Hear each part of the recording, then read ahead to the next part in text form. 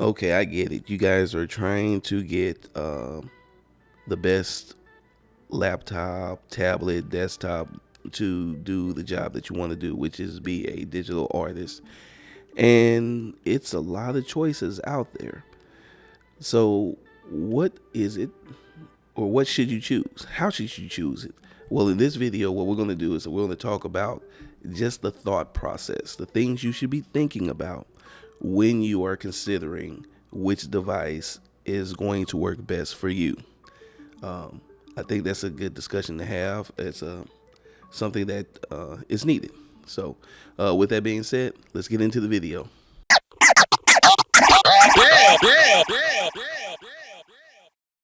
YouTube, what's up? What's up? What's up? It's DKG72. I'm back again. I'm back. You can't get rid of me. Uh, so, in this video, what we're going to talk about is what you need to consider when you're picking the equipment that's going to make you a digital illustrator. So, to do that, we're going to assume a few things in this video. We're going to assume one, that you have either saved up or you have come into the amount of money that you are willing to spend. Okay, we're going to assume that, and if you haven't, then you can still, this will still work for you, but you may have to consider if, hey, I may have to wait a little while before I can make the move that I want to make, and we'll talk about that. So we're going to assume that you are ready to make a purchase. And again, this is not going to be, I guess you would call a brand fest, where just, hey, try this brand. Hey, Lenovo, Asus, Acer, HP. We're not going to be talking about brands or anything like that. What we're really going to be talking about is mindset, right? Because I think the thing that I've learned in this journey of me picking out the best laptop for me as a digital creator was that I had to really alter my mindset and become a little bit more practical, I guess, because you can be seduced by the shiny things. This one's got an RTX 4090. This one's got adamantium chassis, all that type of stuff, right? So that's something that is that's real, and we have to think about that. And I think once I changed my mindset and I really just sat down and just started asking these questions, hey, what are my needs? What's my budget? What am I actually going to use this for? And force myself to really answer those questions and really be real with myself. It helped inform the decision. So I still was able to get a laptop with a little flashiness and everything, some bells and whistles, but my bigger concerns were the questions that I was asking myself and the answers that I received back. Once I really just sat back and really started to consider the reality of my situation. So these are some things I think that you guys should be asking yourself before you run out to Best Buy, Micro Center, Amazon. No Temu. But I think these are some questions that you should just be asking yourself, right? So the first thing that I want you to do, the first thing you should be asking yourself, I shouldn't say the first thing I want you to do, like I'm telling you what to do. You're grown people. But as an artist, you need to consider your needs as an artist. And it's a couple things that you need to consider, right? So you're going to have to consider what you like to do or what makes you comfortable when you're creating. I always say that an artist creates best when they're comfortable. Not in the sense of, because I know people say, well, you need to be uncomfortable. There's some truth to that, but that's more in conception of thoughts and the things that you're trying to do creatively, right? You want to be uncomfortable with these creative risks. On the flip side, you don't want to have your tools be uncomfortable for you. In fact, your tools should be comfortable for you. And with that being said, you want to make sure that whatever you're using, you're comfortable. If you like to sit up or sit in bean bags and you want to have a tablet in your hand, that might be what makes you comfortable. I personally am not a big tablet guy like that. I like the laptop tablet combo. I like that separation. So that's what makes me comfortable. And that's a super personal question and answer that you have to, the conversation that you have to have with yourself. So I'm not going to sit here and tell you what's more comfortable for you. You know that. And don't let nobody else tell you anything else, because I know people that love tablets. They will live and die by tablets. And they'll ask me to this day, why did you get this? Because it's what makes me comfortable. Because when I'm in the process of the uncomfortable thoughts, I want to at least have my tools be comfortable for me so I can at least have something to fall back on, right? So definitely personal comfort level is important. The very next thing is obviously what specs do you need? With laptops and tablets, you're going to get different specs. So you want to be able to look at the laptop or the tablet or even the desktop PC and make sure that it's got enough RAM for you. It's got enough power for you. If you're getting the tablet, what apps are available for that tablet? Will those apps work? Are they your favorite apps to use? Can you use them? If you want, say for instance, you love Procreate, well, you're stuck in the Apple ecosystem. You got to get that iPad. They don't make Procreate for Android. If you're not a big Apple person like me, then you're probably going to use a program like Clip Studio, because you can use it on Windows and on Android, as well as Linux and Apple. So you really have to keep those things in mind. Again, for me, with the laptop I got, I needed at least 32 gigs with a upgrade pathway to 64. Got that. I wanted a decent GPU. I didn't have to get the GPU that I got, which was a 4070, RTX 4070. A 30 series would have been just as good. So I went a little above and beyond there.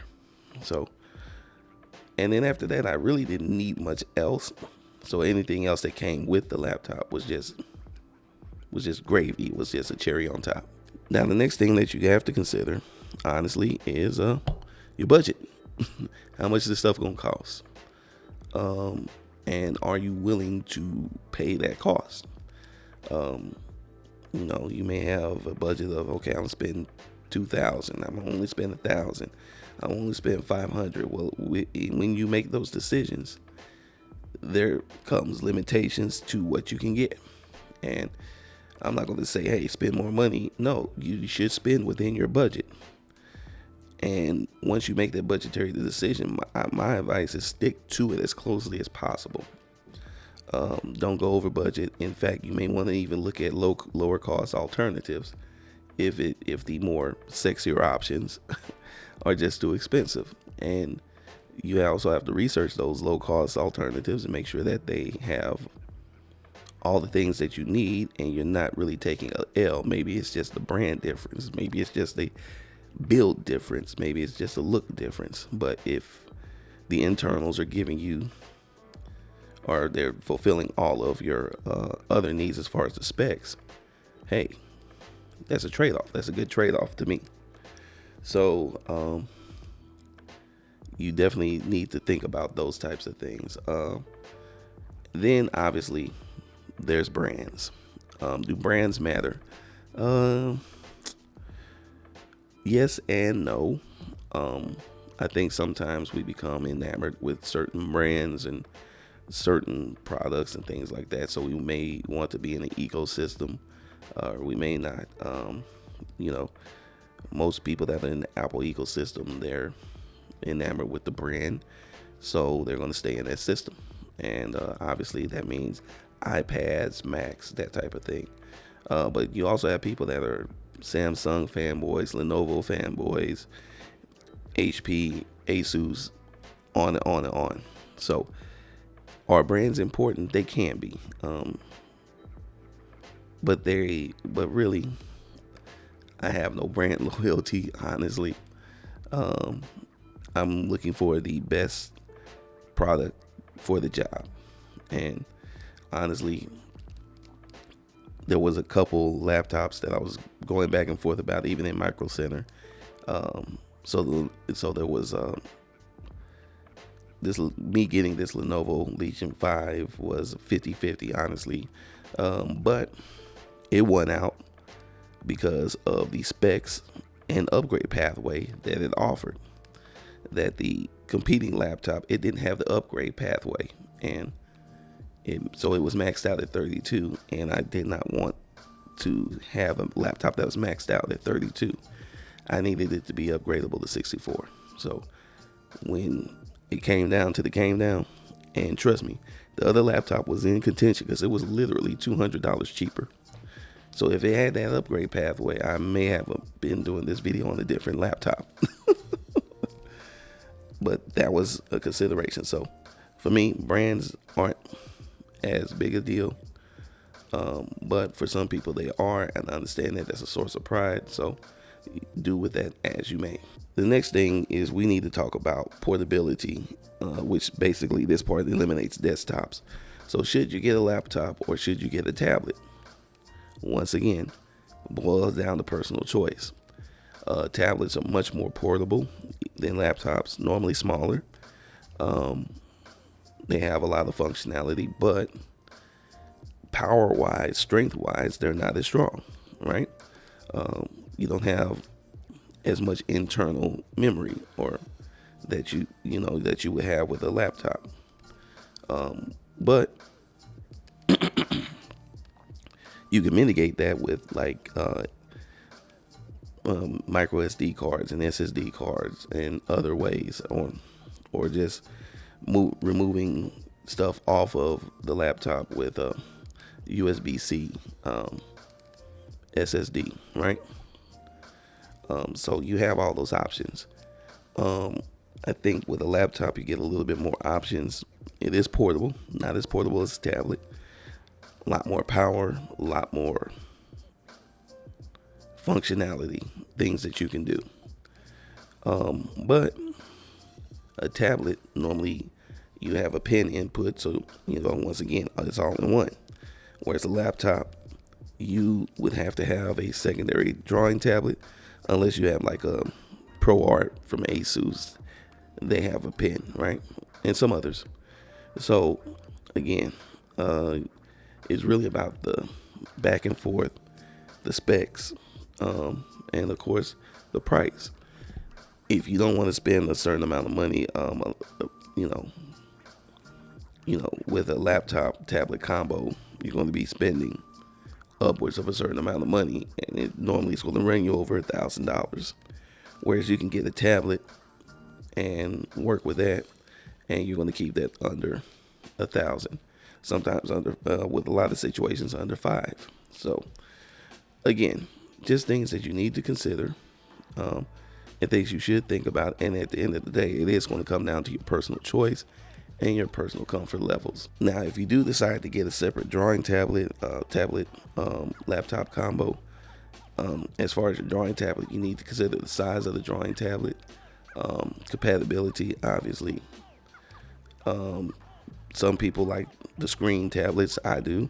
Some people like just the tablets, which is basically a pen input.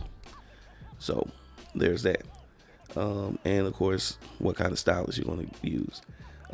What I like about the tablets that I have is that I think it's that XMR technology where you don't have to charge the pen; it just starts. Whereas, like for instance, an Apple Pencil, you have to charge it. So those are things that you have to consider and think about. I'm not going to tell you one way or the other, but it's just something that's going to come down to your personal choice. So you kind of see a theme here: personal choice, and that's the best way I can put this. At the end of the day, it does come down to personal choice. But what I want you to do, this is a way to really organize your thoughts so you can make the best personal choice, right? And if you have organized thoughts, you kind of have a list of things. You're gonna know which direction to go in your decision making. You'll make the best decision, and you won't regret it. And obviously, you'll be happy with your purchase, and you'll be more productive. With that said, I hope you guys enjoyed the video. And if you did, go ahead and hit that like and subscribe button. Go ahead and share this all over the internet. We'll put the Cash App link there too, in case you want to give a donation. Links for laptops and tablets will be in the description. Those are affiliate links, and I do get a commission off of those if you make a purchase. So with that being said, it's your boy DKG72. I'm out. Peace.